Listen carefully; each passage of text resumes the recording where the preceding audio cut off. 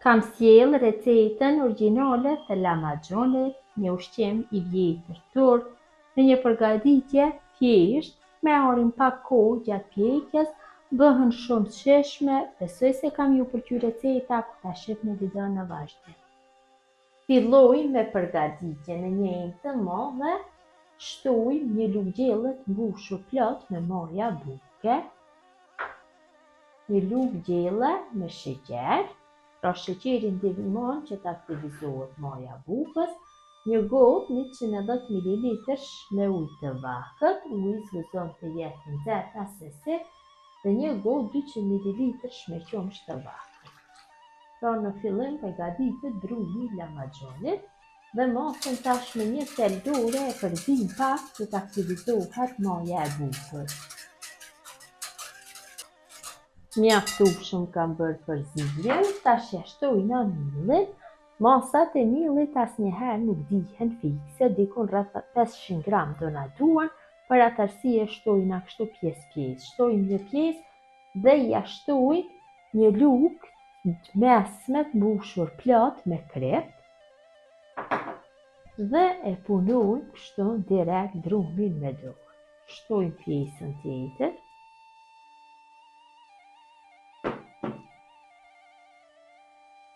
Pra duhet na del një brum, sikur brumi i piteve me farë. Një brum pothuajse si i bukës. Lamagjonit janë një ushqim i vjetër turk, bëhen shumë të shijshme, konsumohen në të gjithë botën. Vërtet ja vlen me provu këtë recetë. Tash e punoj. Mjaftueshëm, siç shifët ka mill, vetëm se duhet që ta punoj brumin. Kam punu brumin mirë, derisa shkëput nga dora. Tash sipër i hedhin vaj dikon rreth 20-30 ml. Kështu dhe nga anësorët do hedhi vaj dhe brumin kështu munduhem që nga gjitha anët ta bëj me vaj. Që kam cekë dhe në për video tjera, kjo ndihmon që kur dyfishohet masa e brumit largohet shumë lehtë nga ena. Tash enën ku ndodhet brumi e mbuloj me foli, e laj në ambient dhome që brumi të dyfishohet rreth 90 minuta. Tash përgatisim harxhin apo mbushjen e lamagjonit. Për harxhin na nevojitet 400 gram me mish të bluar, cilin e kam hedhur në një enë të madhe. Na nevojitën 2 tomate, 1 qepë madhe, 1 speci kuq, magdanos të freskët, 1 limon, cilën na nevojitet që t'ja hedhim lamagjonit pas pjekjes, ja shtrydhim sipër, 3-4 thelbim me hudhër. Na nevojitet 50 ml me vaj, një lugë të mesme me biber të zi të ëmbël ose gjeks, një lugë të mesme me krem, dhe na nevojitet pire apo spec i bluar, i trash, i cili i jep një shije shumë të mirë harxhit. Tash përgatisim harxhin. Tek ena ku ndodhet mishi, në fillim e shtojmë kripën, biberin e zi, vajin dhe specin e bluar.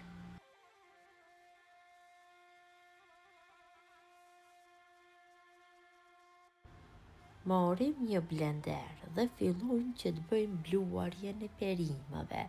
Unë kam një blender të vogël, qofse keni ju një blender të madh, atëherë e merrni mishin dhe gjithë perimet dhe për një herë i vendosni në blender dhe bëni bluarjen. Por nëse nuk keni ashtu si kuron, i merrni të gjithë perimet, i bluani një nga një dhe i hedhni tek mishi. Pasi gjithë perimet i kam bluar në blender dhe i kam hedhur tek ena ku ka qëndruar mishi, tash bëj përzierjen. Siç e ceka dhe në fillim, nëse keni një blender të madh, të gjitha për një herë do i vendosni dhe mishin dhe do bëni përzierjen. Do e keni shumë më lehtë dhe kështu bën, mirë po ju merr një kohë pak më gjatë për përgatitjen e mbushjes së lamagjonit. Tash vetëm se përzi mirë, dikon rreth 3-4 minuta. Sa më shumë që të bëhet përzierja, aq më mirë do del mbushja. Brumi është dyfishuar mjaftueshëm, ja largojmë folin. dhe kalojmë tavolinë tënde. Hedhni minë në tavolinë dhe kalojmë brumin. Siç e vëreni brumi shumë lehtë largohet nga ena kur brumit i hedhin vaj. Tash brumin e punojmë pak.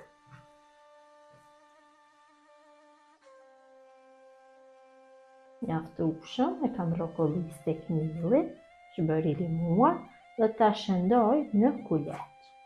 Gjithsej unë dhe ndoj kështu, kjo masi e kuleçve dikon në 7 kuleç është mjaftueshëm.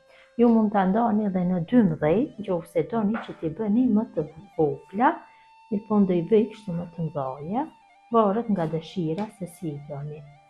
Mundohem që gjithë pjesëve t'ja jap masinë e njëjtë. Secilës pjesë brumit t'ja jap formën e një kulaçi duke rrokollis kështu.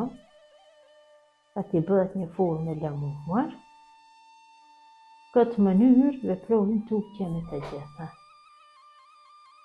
Kam formuar 8-7 kuleç, tash morim kulaçin e parë dhe fillojmë që të bëjmë hapjen. Hedhim miell në tavolinë pune her pas here, sa herë që ka nevojë dhe hapim në një masi dikon rreth 30 cm. Vetëm se mundohem që t'ja jap formën rrethore gjatë hapjes.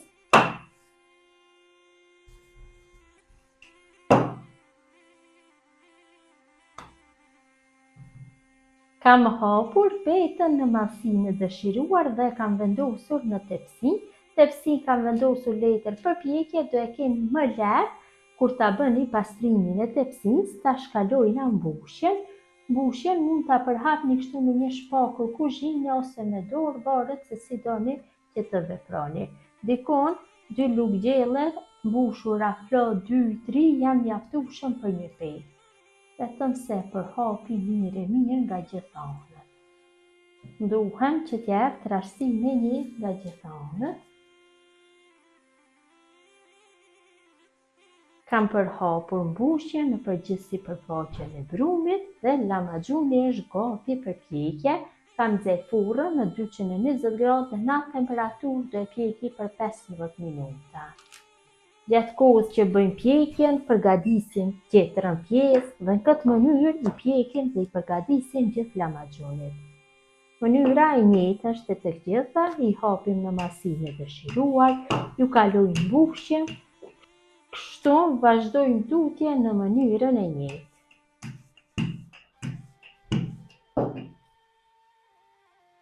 Kam vendosur dhe pjesën e dytë në tepsi, tash bëjmë mbushjen. Kështu shtojna 2-3 lugë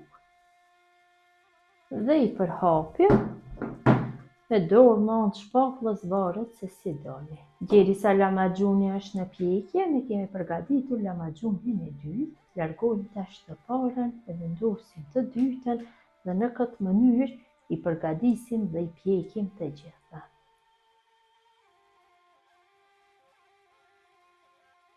Kam larguar nga furra, lamaxhunin tjetër e kam vendosur në furrë dhe në këtë mënyrë i pjekim të gjitha.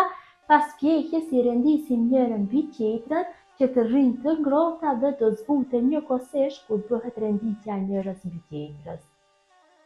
Kam pjek gjithë lamaxhunit, janë ftohur pak, i kam renditur kështu njërën mbi tjetrën dhe janë zbutur. Nëse doni ju mund t'i mbuloni edhe me një foli najloni, kështu pas renditjes që të bëhen më të buta. Sepër ju shtojmë kështu lëng limoni para konsumimit, tek secila shtojmë lëng limoni dhe mund të bëjmë mbushjen me sallatën sezonale, me sallatë jeshile, domate, mund vetëm kështu magdanoz, varet se si doni, dhe t'i rrokollisni kështu në një formë rolle dhe t'i konsumoni kështu në këtë mënyrë. Shkojnë shumë me ajran. Besoj si u ka pëlqyer motra dashura mënyra se si përgatis unë lamaxhunin në kushtet shtëpie. Gjithë ju që i përgatisni në këtë mënyrë ju bëfshin mirë. Ju faleminderit që ndoni kohë vazhdimisht për recetat e mia, jepni komente të bukura, mirëmbëjtje nga sofra shqiptare, deri në recetën e radhës.